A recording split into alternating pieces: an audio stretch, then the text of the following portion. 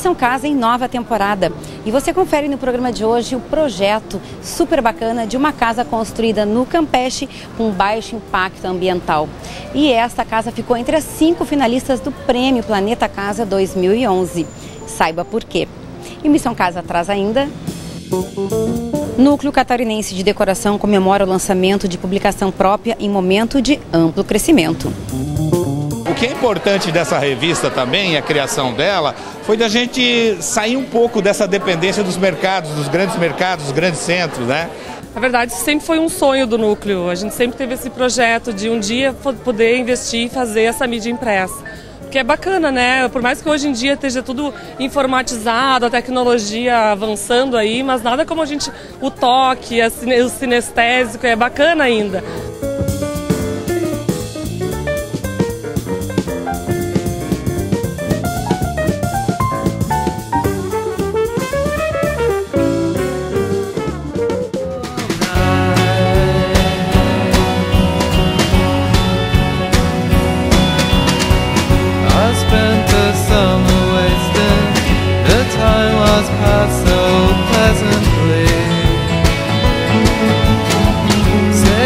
Esta é uma casa de baixo impacto ambiental, um projeto aqui do Paulo e do Márcio. Vamos falar o que é uma bioconstrução, o que caracteriza uma casa desse tipo?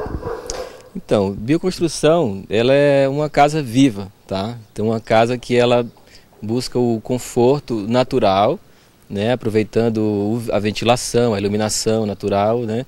Fazendo assim uma economia de energia. Então, basicamente, essa casa ela foi planejada, né, para buscar o sol de inverno e se proteger dessa insolação de verão, captando os ventos de nordeste, né, aqui da ilha, e protegendo do vento sul. Né? Isso é uma condição que a gente chama de bioclimática, certo? O conforto natural. Isso é um ponto dos mais importantes da bioconstrução. Parece simples, mas requisitos tão básicos da construção muitas vezes não são aplicados. A rua, ela é um condicionante, então se tu olhar para as casas todas do condomínio, elas estão alinhadas com a rua. O projeto que a gente fez, a gente alinhou com o norte geográfico e todas as questões bioclimáticas que o Márcio falou funcionam em função dessa orientação, entendeu? Então... Tem dados técnicos, né? A gente trabalha com uma geometria solar, digamos assim, né? Que aí a gente consegue saber a inclinação da incidência do sol a cada hora do dia e a cada época do ano. Então a gente consegue fazer escolhas, né? Então organizando os ambientes da casa, de que ambientes podem estar recebendo esse sol do verão e aqueles que têm a preferência de receber a insolação no inverno. Então o próprio desenho da casa já faz o primeiro aspecto de conforto. A vegetação ajuda também, né, a fazer sombreamento. Exatamente. Então essa abordagem de trazer um conforto natural no inverno e verão, que a pessoa se não utilize ou reduza bastante o uso de ar-condicionado, né, e de aquecedor. A gente tem aquele tradicional, a ventilação cruzada, a iluminação natural, tudo isso a gente consegue a partir desse desenho. Exatamente. Você fala de efeito chaminé também, né? A casa sempre tem um escape do calor no verão.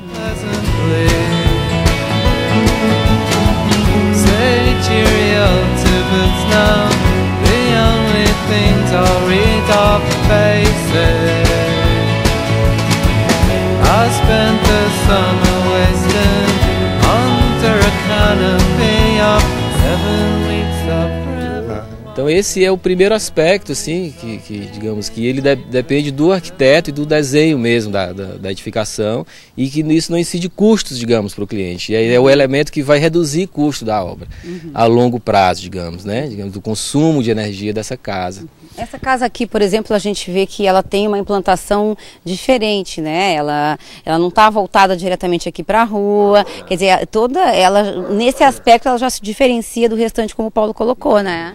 Então, ela foi feita com alguns ambientes voltados para fazer uma barreira para o vento sul, como banheiros, o vestígio, a escada, né?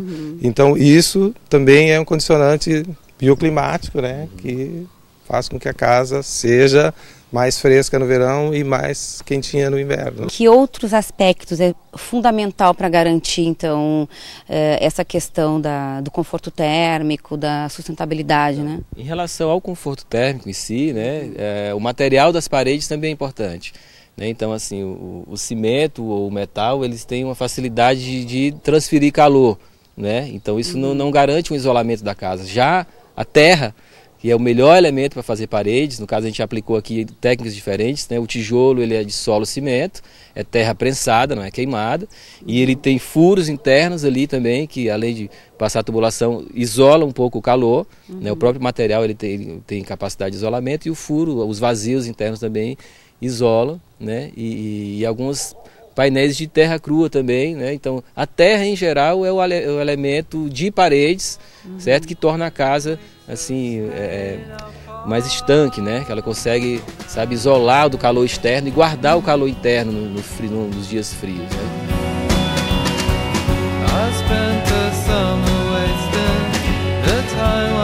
A escolha dos materiais é determinante nesse processo e confere uma estética singular aos projetos.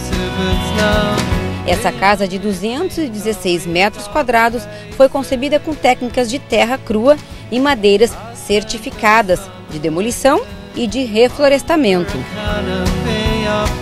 A escolha do material é muito importante, né? Então, isso é a dinâmica do nosso escritório, né? A linha de trabalho. Então, o uso de madeiras de demolição, né? O uso de madeiras de replantio, do tijolo de solo cimento, tratamento ecológico do esgoto, técnicas de terra crua. Os materiais, na verdade, assim, é aquele ponto que é o que todo mundo vê, mas é onde a gente está dependendo ainda de ofertas de mercado. Então a gente escolhe aqueles materiais mais naturais, digamos, né? Porque o menor impacto vem do processo produtivo do material. Então o material que tem muita energia incorporada na produção, ele é um material de maior impacto. São digamos, as características de escolha de materiais de menor impacto ambiental. Os mais simples, mais naturais, a pedra, né, a madeira, a terra, entendeu? Materiais que são derivados disso, mas com pouca industrialização.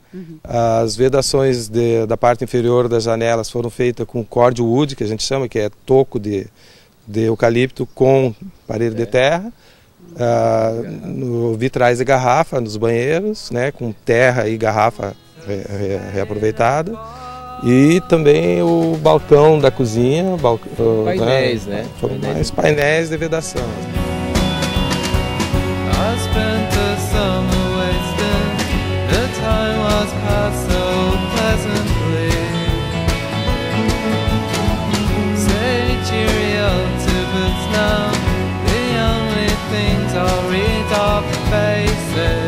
Esses recursos que vocês utilizaram são recursos, não sei se de uma arquitetura vernacular ou são recursos diferentes que a gente não está acostumado a ver numa casa, né? Então, resgatando alguma história da arquitetura aí, o que é esse recurso que o Paulo falou? Esses a gente chama de painel artesanal de terra crua, certo? Então, é uma tecnologia milenar, certo? De um material mais abundante no planeta, que é a terra, e que você pode estar aplicando em várias partes do mundo, tá certo? Esse material.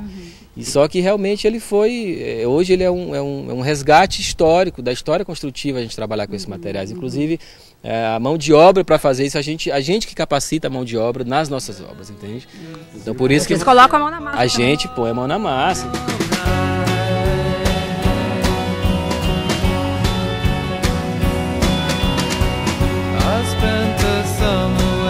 Você pode ver nos vídeos que mostra a construção, a gente capacitando estudantes de arquitetura, os empreiteiros, né? Então a gente perdeu isso, Márcio? Isso se perdeu em nome de outros materiais, tá certo? Mas a gente vê que para aplicação em construções de residência, ele tem muito a ver com residência. Você não precisa aplicar tantos materiais mais sofisticados, né? E que vão ser mais caros, no caso.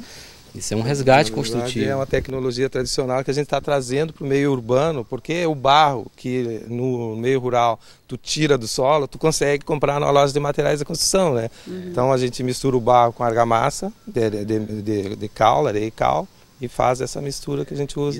Isso quando é em sítio, a gente faz a exploração de solos no próprio sítio, tá? Enquanto tem área para fazer isso, mas na cidade a gente tem que usar esse recurso mais padronizado para as obras.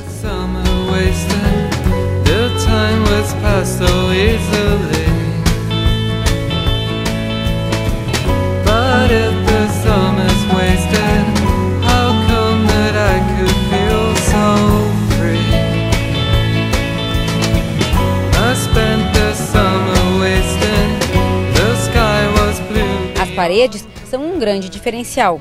Na fachada, o brise de placa cimentícia identifica o contraste de materiais.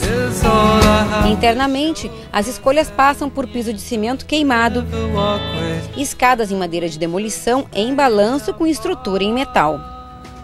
A lareira eficiente aquece a sala, além do quarto e do banheiro no segundo piso, por conta do sistema com entrada de ar frio.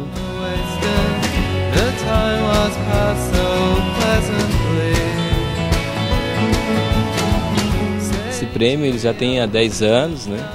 E esse ano a gente já com algumas casas implementadas, eles nos encontraram e nos convidaram a participar, né, desse concurso nacional.